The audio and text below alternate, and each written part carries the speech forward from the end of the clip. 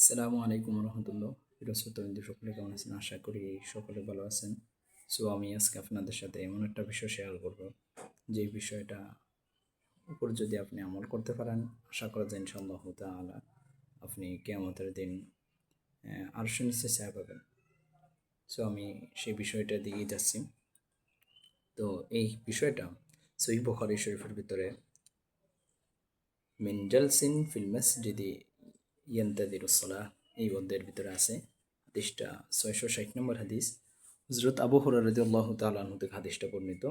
আবু হুরায়রা রাদিয়াল্লাহু তাআলা আনহু রাসূল সাল্লাল্লাহু আলাইহি সাল্লাম থেকে বর্ণনা করেন যে সাবআতুন ইউযিল্লুহুমুল্লাহু তাআলা ফি যিল্লিহি, 7 শ্রেণীর লোক আপনার কিয়ামতের দিন আরশের নিচে ছায়া পাবে।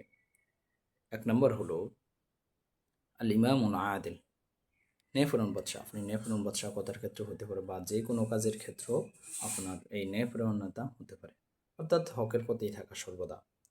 2 নম্বর হলো ওয়াশাবুন শাফি আবাদিতে রব্বিহি, এমন যুবক যে তার যৌবনকালকে আল্লাহ তাআলার ইবাদতে কাটিয়েছে। তো এখন প্রশ্ন হলো যে আমরা কতটুকু আমাদের জীবনকে আল্লাহর পথে ব্যয় করেছি, যৌবনকালকে ইবাদতে কাটিয়েছি।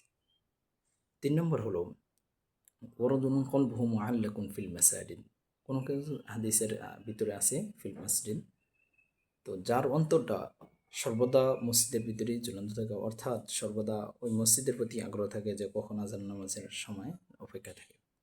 4 নম্বর হলো ওয়ারজুলানে তাহাব্বানি ফিল্লাহ ইজতামা আলাইহি ওয়া তাফাররাকা আলাইহি, এমন দুই ব্যক্তি যেই দুই ব্যক্তি তার একে অপরকে মহব্বত করে আল্লাহর জন্য এবং একে অপরকে সম্পর্ক ছিন্ন করে একমাত্র আল্লাহর জন্য। সো এখানে কোনো মানুষের কোনো দেখানোর জন্য না, বরং একমাত্র আল্লাহর সন্তুষ্টির জন্য, যেমন কাজটা হয়েছিল সাহাবা একরাম রিদুল্লাহি তাআলা আলাইহিম আজমাইন এর ক্ষেত্রে।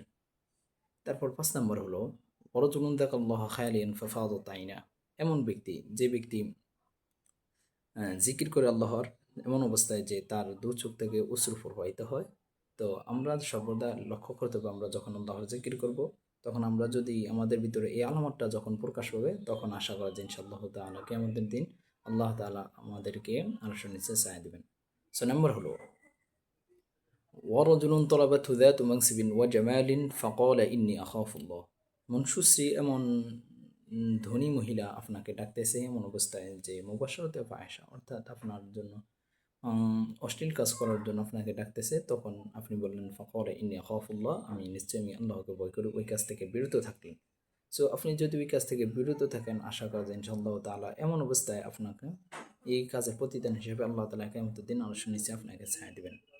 7 নম্বর হলো ওয়ারজুলুন তাসাদ্দাকা ইখফান হাত্তা লা তা'লামা শিমালুহু মা তুনফিকু ইয়ামিনুহু, এমন ব্যক্তি যে ব্যক্তি দান করেছে এমন অবস্থায় যে তার বাম হাত দান করেছে, তার ডান হাতই জানে না সে কি দান করেছে। সো আপনার এই বিষয়টা খুবই লক্ষণীয়। কিন্তু বর্তমানে তো দেখা যায় মানুষে দান করে সমস্ত মানুষের প্রকাশ্য জানিয়ে দান করে, তো সে তো জানেই না যে কিভাবে দান করতে হবে, কোন তরিকার দান করতে হবে, এটা তো সে জানে না। মানুষ তো এখন কোরবানি দেয়, যেমন বিগত 2-1 দিন আগে আমাদের কোরবানি গেছে। তো ওই সময় অনেক মানুষ দেখা যায় বা অনেক নেতারা দেখা গেছে তারা বড় বড় অনেক গরু দিয়ে কোরবানি দিয়েছে মানুষের মাঝে নাম প্রচার করার জন্য। তো আল্লাহ তাআলা আমাদেরকে এই 7টা বিষয় অর্জন করার তৌফিক দান করুক এবং এর উপর আমল করার তৌফিক দান করুক ইনশাআল্লাহ তাআলা। আশা করা যায় যদি আমরা এর উপর আমল করতে পারি, তাহলে ইনশাআল্লাহ তাআলা কিয়ামতের দিন আল্লাহ তাআলা আপনাকে আমাকে আরশের নিচে ছায়া দিবেন। আসসালামু আলাইকুম ওয়া রাহমাতুল্লাহি ওয়া বারাকাতুহু।